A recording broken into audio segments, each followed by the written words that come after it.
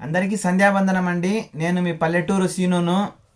ఈరోజు పల్లెటూరి వారి మాట పాట అన్నటువంటి శీర్షికన మెగా పేరెంట్స్ మీటింగ్ అన్నటువంటి మాట గురించి ఈరోజు విశ్లేషణ చేసినట్లయితే, ఆంధ్రప్రదేశ్ ప్రభుత్వము ఈ కార్యక్రమాన్ని ప్రతిష్టాత్మకంగా తీసుకొని ఈరోజు ఊరు వాడ అన్ని నగరాల్లో, అన్ని పట్టణాలలో, అన్ని గ్రామాలలో, అన్ని మండల కేంద్రాలలో, ప్రతి పల్లె కూడా విద్యాగంధంతో గుబాలించింది.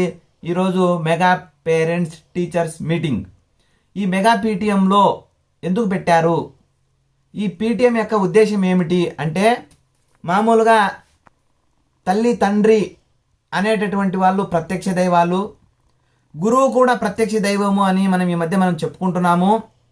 కాబట్టి ఈ ఇరువురు దేవుళ్ళు కలిసి విద్యార్థి యొక్క బాగోగులను చూడవలసినటువంటి బాధ్యత ఎంతైనా నేటి సమాజం పైన ఉందని విశ్లేషణ చేస్తూ, పిల్లలందరూ కూడా బడిబాటలో దారి తప్పుతున్నారని, ఈ బడిబాటలో దారి తప్పుతున్నప్పుడు వీరి విద్యార్థుల యొక్క బాగోగుల్ని విశ్లేషించాల్సినటువంటి అవసరము ఒక గురువు పైనే కాకుండా తల్లిదండ్రుల పైన కూడా ఉంది.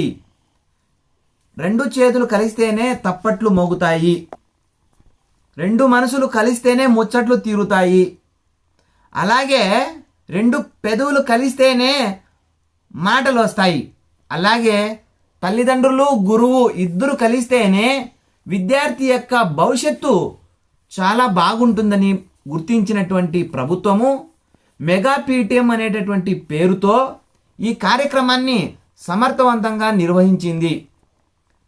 ప్రతి పాఠశాల కూడా ఎంత అందంగా ముస్తాబయిందంటే, ఈరోజు ఆంధ్రప్రదేశ్ నలుమూలల ప్రతి పాఠశాల కూడా భౌతిక వనరుల అలంకరణలో కావచ్చు, విద్యార్థుల అలంకరణలో కావచ్చు, తల్లిదండ్రులు పాఠశాలకు రావడం విషయంలో కావచ్చు, ఎంత అందంగా ఉందంటే అంత అందంగా ఉంది.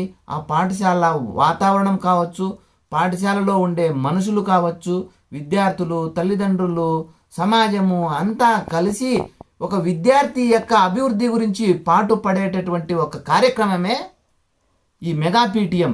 ఇలాంటి మెగా పీటీఎంలో మరెన్నో నిర్వహిస్తూ బడిబాటలో దారి తప్పకుండా చూడవలసినటువంటి గురుతర బాధ్యత ఉపాధ్యాయులపైన, అలాగే దైవ పాత్ర నిర్వహిస్తున్నటువంటి తల్లిదండ్రులపైన ఎంతగానో ఉందని తెలియజేస్తూ, ఈ సంధ్యా సమయాన ఈ పల్లెటూరు సీను గారు ఈ వీడియోను తెలియజేస్తూ, ప్రతి ఒక్కరు కూడా పేరు పేరున ధన్యవాదాలు తెలియజేస్తూ